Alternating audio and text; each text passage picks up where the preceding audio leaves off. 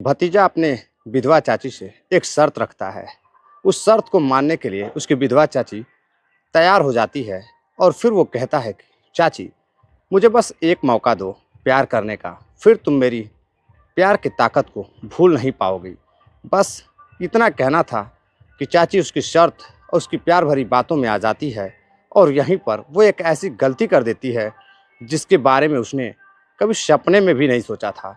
तो नमस्कार, प्रणाम, मैं आपका अपना विशु राय हाजिर हूँ विशु वारदात तक की एक बेहद ही खौफनाक कहानी के साथ। साथियों, कहानी की शुरुआत करें उससे पहले जितने भी साथी चैनल पर नए आए हैं, जुड़िए विशु वारदात तक के छोटे से परिवार से। हमारी कहानी रोजाना शाम 7:30 बजे पब्लिश होती है, तो आप सभी साथी चैनल को सब्सक्राइब करें, वीडियो को शेयर करें, लाइक करें, अपना प्यार दें। और जितने भी साथी कमेंट करते हैं उनका नाम कहानी के लास्ट में ज़रूर लिया जाता है। यानी कि जो कहानी कल आएगी उसमें आप सभी साथी, जितने भी साथी अपने बेहतरीन राय देंगे, उस पर कहानी के लास्ट में आप सभी का नाम ज़रूर लिया जाएगा। तो साथियों, आते हैं आज की कहानी पर। मैं बात कर रहा हूँ उत्तर प्रदेश के ग्रेटर नोएडा की। ग्रेटर नोएडा में एक थाना लगता है, जारचा थाना। जारचा थाना के अंतर्गत एक क्षेत्र में एक महिला नरगिस, जो कि बेहद खूबसूरत रहती है। नरगिस की शादी आज से 5 साल पहले एक लड़का जिसका नाम फरहान रहता है, फरहान के साथ होती है। वो भी पास के क्षेत्र का रहने वाला होता है और फरहान से होती है। फरहान के साथ वो रिश्ते में काफ़ी खुश थी। अपने पति के साथ उसका जीवन अच्छा खासा गुजर बसर चल रहा था, लेकिन इसी दौरान उसकी मौत हो जाती है। और जब साथियों मौत हो जाती है तो अब वह विधवा हो जाती है और फिर विधवा नारी का जीवन जीने लगती है और एक जवान खूबसूरत महिला मात्र 32 वर्ष की उम्र में विधवा हो जाती है। अब इसी दौरान परिवार की देखरेख करने वाला कोई नहीं रहता घर में। अब उसके 2 छोटे छोटे बच्चे और उसकी एक सास, जो कि उसके साथ गुजर बसर करती थी। अब साथियों, धीरे धीरे समय बीतने लगता है। समय बीतते बीतते अब उसका एक भतीजा रहता है शाहरुख, जिसकी उम्र 26 साल रहती है। आज से ठीक 3 से 4 साल पहले उसकी मुलाकात अपने चाची के साथ होती है, क्योंकि पहले वो बाहर नौकरी करता था। जैसे ही आता है अपनी चाची से मिलता है, जो कि एक विधवा नारी रहती है। अब उससे मिलता है, बातचीत करता है, तो वो काफ़ी खुश हो रहता है। अब आए दिन समय निकाल कर वो अपने चाची के घर जाया करता था, यानी कि नरगिस के घर जाया करता था। उधर धीरे धीरे दोनों की काफ़ी अच्छी गहरी दोस्ती हो जाती है। उम्र में मात्र 3 से 4 साल का फ़र्क रहता है। अब इधर गहरी दोस्ती हो जाती है, आए दिन दोनों के बीच बातचीत होती थी। अब बातचीत होते होते एक दिन जब शाहरुख घूमने के लिए उसके घर जाता है और उसके बच्चे को बहला फुसला रहा था, तभी नरगिस आ जाती है और वो देखती है कि उसके बच्चे को शाहरुख काफ़ी प्यार कर रहा है, जो उसका भतीजा है। अब इधर नरगिस उससे और भी प्यार करने लगती है, प्रेम भरी बातें करने लगती है। इसके इस प्यार पर वो फिदा हो जाती है। अब इधर शाहरुख भी उसे चाहने लगता है, अपने चाची को ही। अब जब पसंद करने लगता है तो एक दिन चाची उससे कभी कह नहीं पाती, लेकिन वो उसे पसंद करती थी। एक दिन जब वह नहा धोकर के घर से बाहर निकलती है अच्छे अच्छे कपड़ों में, तभी शाहरुख की निगाहें उस पर पड़ती है। तो शाहरुख कहता है कि चाची, आज तुम कहाँ जा रही हो? तो इधर नरगिस बताती है कि वह बाजार कुछ सामान लेने के लिए जा रही है। शाहरुख कहता है, चलो आज मैं तुम्हें बाजार लेकर चलता हूँ, आज मैं तुम्हें बाजार कराता हूँ। इधर शाहरुख अपनी बाइक से लेकर जाता है और अपनी चाची को बाजार कराने के बाद, सामान वगैरह खरीदवाने के बाद अपने घर लेकर आता है। जैसे ही साथियों अपने घर लेकर आता है, इधर उसकी सास और बच्चे अपने बहू और माँ का इंतजार कर रहे थे। साथियों, समय बीतता गया। अब कई दिन हो जाते हैं। शाहरुख खान एक दिन अपने फिर से चाची के घर पहुंचता है और शाहरुख फिर से चाची से बातचीत करता है। तभी चाची उसके कमरे में अकेली रहती। इधर उसकी सास बाहर गई रहती है बच्चों को खेलने के लिए ग्राउंड में लेकर। तभी शाहरुख अंदर जाता है और अपनी चाची से बैठकर प्यार भरी बातें करने लगता है और चाची से कहता है कि चाची, तुम इतनी जवान हो और इस उम्र में तुम अपने आप को कैसे रोक पाती हो? कैसे रहती हो? अब सारी दुख भरी कहानी शाहरुख की चाची शाहरुख को यानी कि नरगिस शाहरुख को बताने लगती है। अब इस पर शाहरुख कहता है कि अगर तुम मुझे मौका दो तो मैं तुम्हें खुश कर दूंगा और ढेर सारा प्यार करूंगा। अब नरगिस को बस इतना सुनना था कि नरगिस कहती है कि मैं तो तुम्हें पहले से पसंद करती हूँ। अब इधर शाहरुख और नरगिस दोनों एक बंद कमरे में एक दूसरे के साथ शारीरिक संबंध बनाने लगते हैं। अब इधर समय बीतता गया। अब जब भी मौका मिलता था शाहरुख नरगिस के साथ आए दिन शारीरिक संबंध बनाता था और इधर वो उसकी सगी चाची थी तो किसी को कुछ पता भी नहीं चलता था और कोई दोनों के बारे में सोच भी नहीं पाता था। अब इधर रात 11-11 बजे तक शाहरुख बैठकर अपनी चाची के कमरों में अपने चाची से बातें करता था और सास को यानी कि फरहान की माँ को, मृतक पति फरहान की माँ को कोई फर्क नहीं पड़ता था। अब इधर एक दिन रात में फरहान की माँ दोनों को एक कमरे में बात करते हुए सुनती है तो सोचती है कि यूं ही दोनों बातें कर रहे होंगे, चाची और भतीजे, शक नहीं करती है। लेकिन इसी दौरान एक दिन शाहरुख के घर एक रिश्ता आता है। अब शाहरुख के घर रिश्ता आता है एक बेहद खूबसूरत लड़की का। अब इधर लड़की का जब रिश्ता आता है तो इधर शाहरुख अपने चाची को बताता है कि मेरे घर शादी के लिए एक रिश्ता आया हुआ है।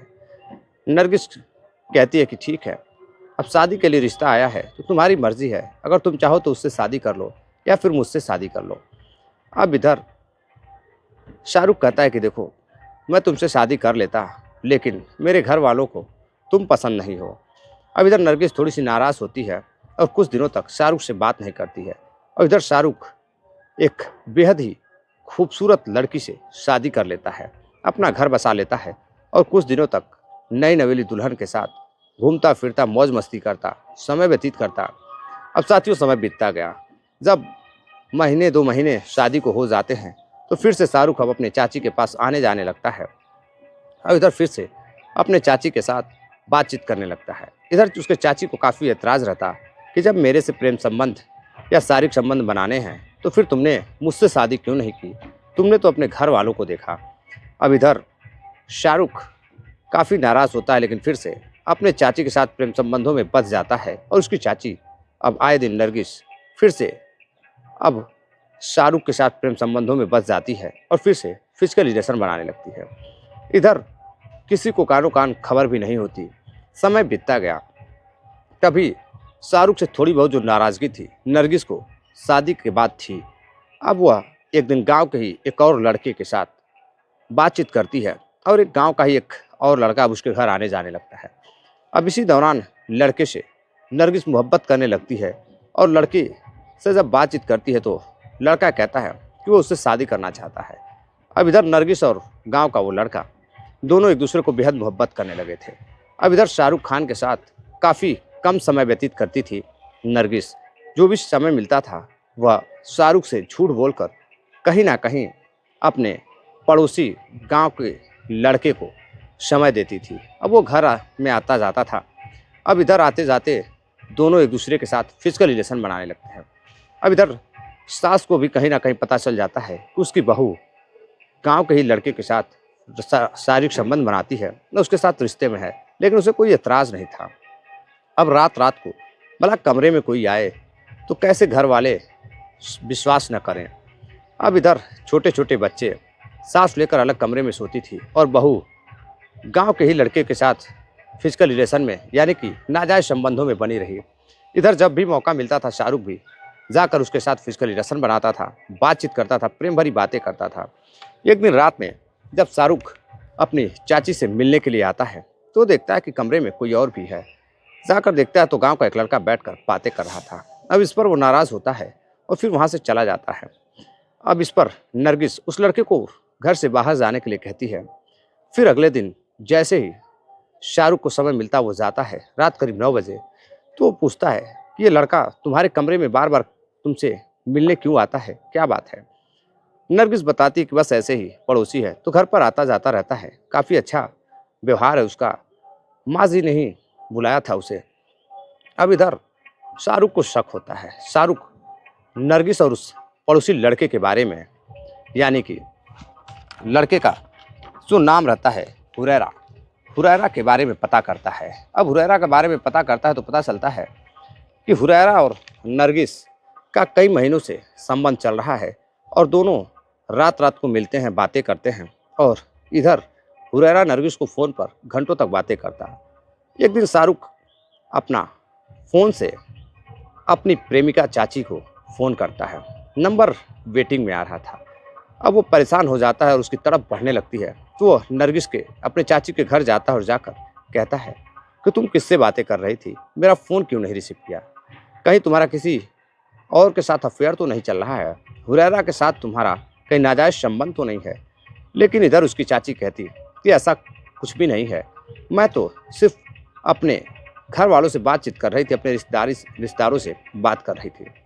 तभी वो फ़ोन चेक करता है तो देखता है वो कॉल किसी और का नहीं बल्कि हुरैरा का था। हुरैरा से वो बातें कर रही थी।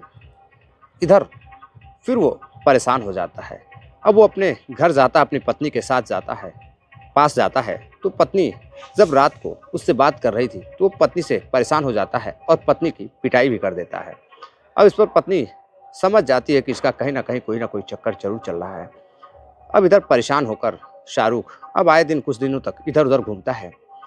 अब उसका दिल चाची के साथ अपने बिल्कुल लग चुका था। अब वो चाची के साथ ही रहना चाहता था। शादी तो उसने कर ली लेकिन वो चाची को भूल नहीं पाता था। फिर से चाची के पास जाता है, चाची के कमरे में जाता है, पूरी रात चाची के साथ रहता है। लेकिन फिर चाची से पूछता है कि कहीं कुछ तो है, तुम बार बार हुरैरा से बातें करती हो और हुरैरा तुम्हारे कमरे में आता है, कुछ तो गड़बड़ है, तुम मुझे बताओ, क्या तुम उसे प्यार करती हो? तुम मुझे बता दोगी तो मैं तुम्हें छोड़कर चला जाऊंगा। अब इधर विधवा महिला नरगिस अपने प्रेमी शाहरुख से कहती है, अपने भतीजे शाहरुख से कहती है कि नहीं ऐसी कोई बात नहीं है, वो सिर्फ गांव का लड़का है, घर पर आता जाता है, तुम मेरा विश्वास करो, मैं तो तुम्हें ही प्रेम करती हूँ। अब इधर शाहरुख मानने को तैयार हो जाता है कि हो सकता है कि वो गलत है। एक दिन फिर वो जब कॉल करता है नरगिस यानी कि अपनी चाची से बातें करता तो फिर उस पर कॉल आने लगती है और जैसे ही कॉल आती है शाहरुख का फ़ोन कट जाता है। अब इधर वो हुरैरा से बातें करने लगती है। अब शाहरुख को शक होता है तो शाहरुख घूमते हुए हुरैरा के घर की तरफ जाता है तो देखता है कि हुरैरा भी किसी से बातें कर रहा है और इधर नरगिस भी किसी से, उसकी चाची भी किसी से बातें कर रही है। अब वो परेशान होता है। परेशान होकर फिर से नरगिस के घर जाता है और जाकर उसके कमरे में पूछता है कि तुम किससे बातें कर रही थी? नरगिस कहती है कि मैं अपने रिश्तेदारों से बात कर रही थी। तुम्हें इतनी जलन क्यों हो रही है? तुम अपनी पत्नी के साथ रहते हो तो मैं तो कुछ नहीं बोलती, मैं किसी से भी बातें करूं, प्यार तुमसे करती हूँ, सारा समय जो तुम्हें चाहिए, तुम्हारी खुशियों को मैं भरपूर देती हूँ, तुम इतना प्यार करती हूँ, फिर भी तुम मुझ पर शक करते हो। तभी फिर से वो फ़ोन चेक करता है और नरगिस को दिखाता है कि देखो तुम हुरैरा से बातें कर रही थी और मुझे शक है कि तुम दोनों एक दूसरे से बातें करते हो, प्यार करते हो। नरगिस इधर उधर की बातें कर रही थी लेकिन यह समझ चुका था। अब गांव में भी तरह तरह की दोनों को लेकर, नरगिस और गांव के लड़के को लेकर हुरैरा को चर्चे चल रहे थे। अब इधर शाहरुख बर्दाश्त नहीं कर पाता है। अगले दिन यानी कि 14 नवंबर को वो घर से निकलता है और रात करीब 11 बजे जाकर नरगिस का दरवाज़ा खटखटाता है तो दरवाज़ा नहीं खुलता है। अब इधर वो फ़ोन करता है तो नरगिस फ़ोन भी नहीं रिसीव करती है। तो फिर वो अंदर जाने के लिए उसकी सास को बुलाता है यानी कि फरहान की माँ को। अब इधर फरहान की माँ दरवाज़ा खोलती है तो पूछता है कि चाची कहाँ है? फरहान की माँ बताती है कि वो सो रही है। फिर उसके कमरे में जाता है, उससे बातें करता है और कहता है कि तुमने मेरा फ़ोन क्यों नहीं रिसीव किया, मुझसे बातें क्यों नहीं की? तभी उसकी जो चाची रहती है वो कहती है कि मेरा आज मूड नहीं है तुमसे बात करने का। और फिर जब वो उसका फ़ोन चेक करता है तो देखता है कि कई मिनट से वो हुरैरा से बातें कर रही थी। अब इस पर उसे गुस्सा आ जाता है और साथ में एक चाकू रखा हुआ था। उस चाकू को लेकर वह चाची का अपने ही गला रेत देता है और गला रेत कर हत्या कर देता है। हत्या करने के बाद अब वहाँ से वह फरार हो जाता है। अब इधर चीख सुनकर उसकी सास दौड़कर जाती है, दो छोटे बच्चे दौड़कर जाते हैं तो देखते हैं कि कमरे में लहूलुहान उसकी माँ की और सास की बहू की यानी कि विधवा महिला की बेड पर लाश पड़ी हुई है, खून निकल रहा है। अब वह जोर जोर से चीखती चिल्लाती है। रात करीब 12 बजने लगते हैं। आसपास के लोग आते हैं और आने के बाद अब पुलिस को सूचना दी जाती है। जब तक पुलिस आती और उस महिला को हॉस्पिटल भेजा जाता नरगिस को, तब तक उसकी मौत हो चुकी थी। इधर पुलिस बॉडी को अपने कब्जे में लेती है और पोस्टमार्टम के लिए भेज देती है। घर पर 2-4-10 पुलिस वालों को पहरेदारी के लिए लगा देती है कि कहीं दोनों परिवारों में कहीं कोई दंगा ना हो जाए, कहीं मारपीट ना हो जाए। इधर घर और रिश्तेदार के लोग जुड़ते हैं। सभी लोग आक्रोशित रहते हैं शाहरुख को लेकर कि उसने बहुत गलत किया। 2 छोटे-छोटे बच्चे, जिसमें से 2 लड़के और 2 लड़कियां भी, यानी कि 4 लड़के, उनकी ज़िंदगी का क्या होगा? उनकी ज़िंदगी बिना माँ के कैसे पार होगी? अब इधर शाहरुख को पुलिस गिरफ्तार भी कर लेती है और जब पुलिस शाहरुख को गिरफ्तार कर लेती है, पूछताछ करती है, तो शाहरुख बताता है कि वो उसे बहुत प्यार करता था। वो खुद शादीशुदा भी है, लेकिन नरगिस उसे धोखा देती थी और उसके साथ-साथ गाँव के ही एक लड़के हुरेरा के साथ वो शारीरिक संबंध बनाती थी, नाजायज़ संबंधों में थी। इस बात से वो चाची से नाराज़ था और चाची उसको धोखा दे रही थी, इसलिए उसने चाची का बेरहमी से कत्ल कर दिया। पुलिस पूछती है कि इस पर तुम्हें कोई गम है या नहीं, कोई दुख है या नहीं, तकलीफ़ है कि नहीं, कुछ भी? तो शाहरुख कहता है कि मुझे बिल्कुल भी तकलीफ़ नहीं है, मैं बिल्कुल निश्चिंत हूँ। मैंने अपनी खुशियों से, अपनी खुशियों के लिए मैंने हत्या की। तो साथियों, अब पुलिस उसे गिरफ्तार कर लेती है। इधर शाहरुख की बीवी से जब पूछताछ होती है, परिवार वालों से बातचीत होती है, तो शाहरुख की बीवी और परिवार वाले कहते हैं कि शाहरुख ने उन्हें कहीं का नहीं छोड़ा। उनके परिवार को पूरी तरह से अपने चाची के हवस की आग में जलकर पूरे परिवार को जला डाला, बर्बाद कर डाला। तो साथियों, ये इतिहास की पूरी कहानी। इस कहानी को सुनाने का उद्देश्य आपको जागरूक करना है, किसी को हैरान करना या परेशान करना नहीं है, किसी के भावनाओं को ठेस पहुंचाना नहीं है। चलते चलते कुछ साथियों ने कमेंट किया है, जिसमें सतीश गुप्ता है, उत्तर प्रदेश मऊ के रहने वाले हैं। अभिषेक यादव हैं, उत्तर प्रदेश आजमगढ़ के रहने वाले हैं। सोहन लाल सेठिया ब्यावर राजस्थान के रहने वाले हैं। सुनील चौधरी जी सेंट्रल जेल बीकानेर के रहने वाले हैं। फैजल खान भाई हैं, यह भी राजस्थान से हमारी कहानी को सुनते हैं। सोहन लाल सेठिया जी ब्यावर राजस्थान से हैं। साहिल भाई हैं, ये उत्तर प्रदेश वाराणसी से हमारी कहानी को सुनते हैं।